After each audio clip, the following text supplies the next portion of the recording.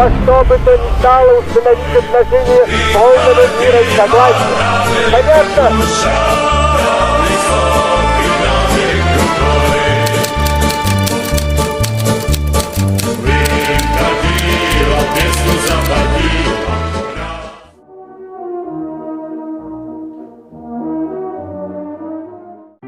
Según el libro escrito por Rocío Arrebata llamado El porqué del presente, desde la segunda mitad del siglo XIX, el zar Alejandro II había tratado de implementar reformas para que Rusia se pudiera acercar más a Europa.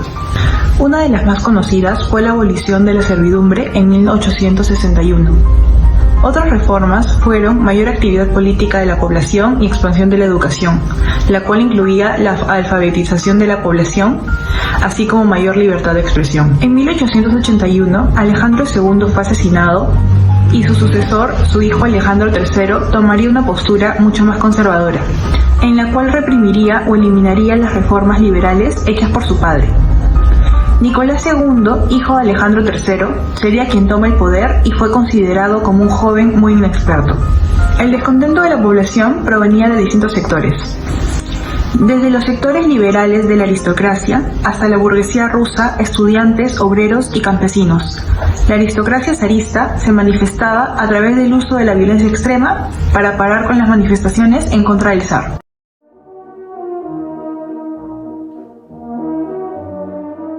Según la escuela británica, el Partido Revolucionario Marxista es el antecesor del Partido Comunista de la Unión Soviética. Fundado en Minsk en 1898, sostenía que Rusia podía alcanzar el socialismo solo después de desarrollar una sociedad burguesa con un proletariado urbano.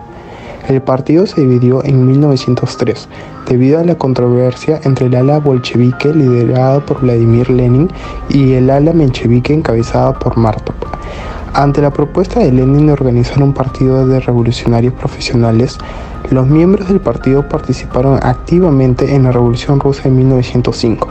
Durante ese periodo, los bolcheviques derrotaron a los mencheviques y siendo posteriormente llamados el Partido Comunista Ruso. Yo hablaré a continuación sobre los acontecimientos que ocurrieron antes de la Revolución de Octubre de 1917. Algunas revoluciones que se dieron antes de la Revolución de Octubre fue la Revolución de 1905. En esta revolución se logró acabar con el gobierno autócrata de Nicolás II de Rusia y tuvo como intención instaurar en lugar de este gobierno una república liberal. Otra de las revoluciones que se llevan a cabo fue la Revolución de 1917.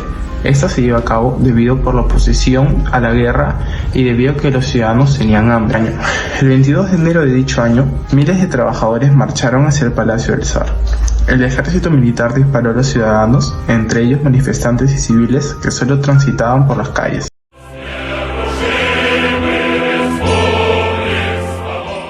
La segunda fase de la Revolución Rusa fue la Revolución de Octubre, un factor que fue determinante para que los bolcheviques llegaran al poder y se fundara al poco tiempo el Partido Comunista Ruso. Con la destitución del zar, aún quedaba la cuestión de cómo se iba a llevar las riendas de Rusia. Es por ello que en un principio, en la primera fase de la revolución, que fue en febrero, se implantó un gobierno provisional inicialmente liderado por el príncipe Liov y luego por el político Kerensky.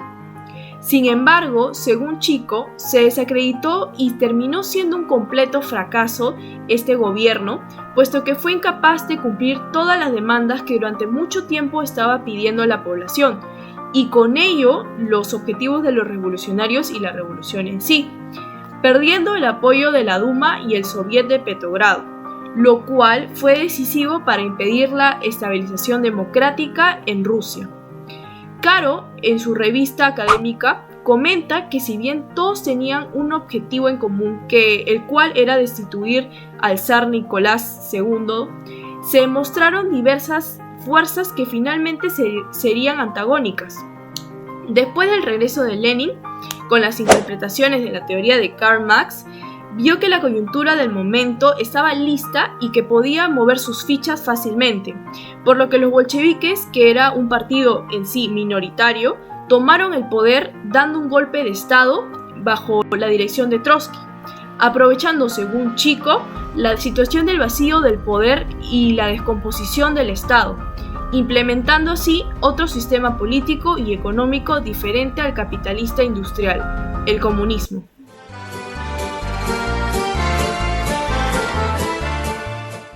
En cuestión al Partido Comunista o bolchevique, hay dos puntos principales en los cuales hay que trabajar. El primero son sus principales ideologías y el segundo son sus principales líderes.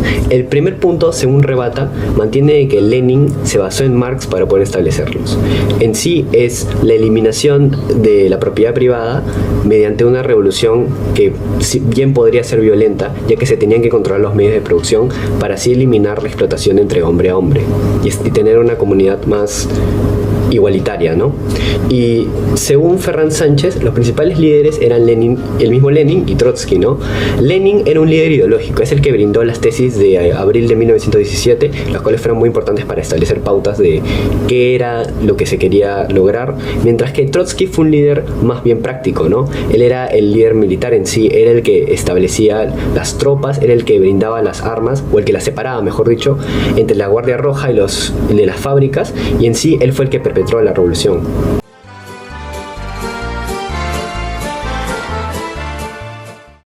Según Barros 2017 y Caro 2017, como consecuencia de la formación del Partido Comunista Ruso, está lograr convencer a las personas para que voten por ellos. Por otro lado, marcó el fin de una etapa de la historia, reestructurando la economía y política con el objetivo de mejorar las condiciones sociales de la población. Además, se convirtió en la segunda economía más importante del mundo, brindándole a la población electricidad y desarrollo en la industria.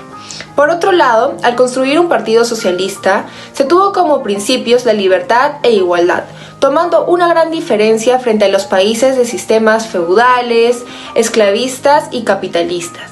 Como impacto internacional, logró que estos ideales lleguen a otros países como Cuba y Nicaragua.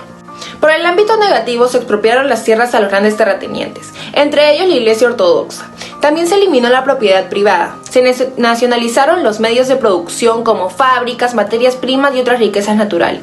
Finalmente, este se declaró ateo, es decir, que la Iglesia Cristiana Ortodoxa dejó de ser la religión oficial.